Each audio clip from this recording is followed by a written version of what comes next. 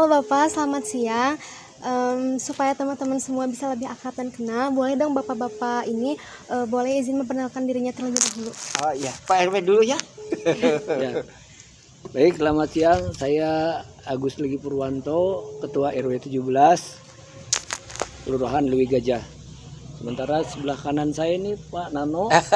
Silakan Pak Nano. Halo semuanya.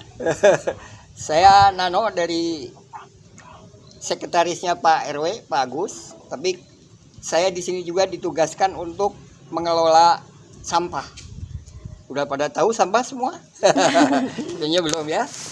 Makanya ini teman-teman dari SMK 1 mau belajar katanya. Belajar pengelolaan sampah, insya Allah ya. Berarti pengolahan sampah ini tuh udah berjalan dari tahun berapa nih Pak? Udah dari sebelum ada darurat sampah bulan Oktober kemarin tahun 2022 ya. Itu jadi sebelum ada darurat sampah di sini tuh udah dikelola. Udah di zaman lama lah ya. Terutama pengelolaan dari sisi ekonomisnya, yaitu sampah yang mempunyai nilai ekonomis, yaitu sampah non organik atau anorganik ya, seperti plastik. Tiga, baik yang kompos maupun yang punya nilai ekonomi ya, yang masih bisa didaur ulang. Seperti tadi diceritakan plastik, botol plastik, kardus gitu dan sebagainya. Itu sampah dari lingkungan sendiri, tidak ada menerima dari luar. Baik, Jadi Pak. satu RW aja gitu ya? Ya, Ya dari satu RW. Nah untuk orang-orang yang terlibat dalam pengolahan sampah itu siapa aja sih Pak? Ya, saya jawab ya Pak RW. Jadi yang terlibat itu terutama di ujung tombak di sini ada kader-kader PKK yang notabene mereka itu adalah ibu-ibu rumah tangga yang rajin masak. Nah, kalau masak itu ada limbahnya limbah sampah organik. Nah, jadi dari dapur dari mulai dia amun orang Sunda menaun disiksikan. Dia menyediakan kresek, kemudian langsung masuk ke kresek. Otomatis proses pemilahan itu sudah dilakukan dari awal. Selama ini masyarakat itu sudah lebih paham sampah non organik karena dia punya nilai ekonomi. Sementara sampah organiknya baru sekarang diolah menjadi kompos. Nah, nanti kita bisa lihat prosesnya ya.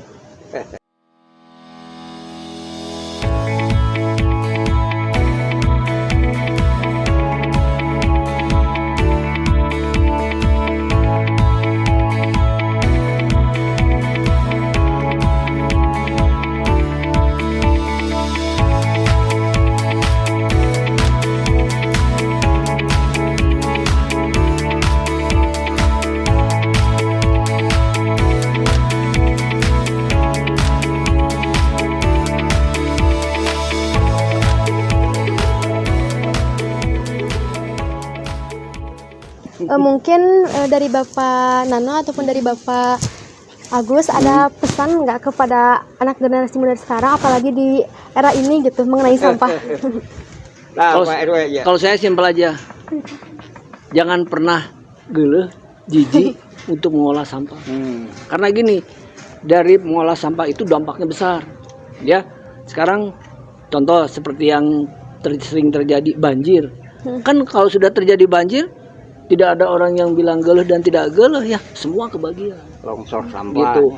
Nah, makanya sekarang tadi diceritakan oleh Pak Nano, kenapa supaya kita tidak geuleuh atau jijik, tidak atau risih gitu ya, dari rumah, dari mulai milahnya. Sekarang kan kalau sampah organik yang membuat kita geuleuh itu kan sampah organik yang basah-basah gitu ya. Betul. Nah, kalau dari rumah kita habis makan ya, ada remeh, kalau orang Sunda bilang ada sisa nasi itu ya, sisa nasi atau sayuran tuh, buangnya langsung ke plastik tersendiri.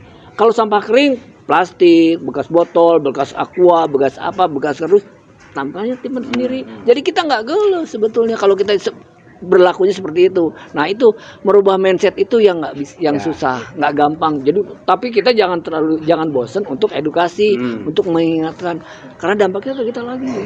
Gitu. Ya betul banget ya. Jadi kita tuh harus benar-benar pilah sampah dengan sesuai jenisnya gitu ya. Ya.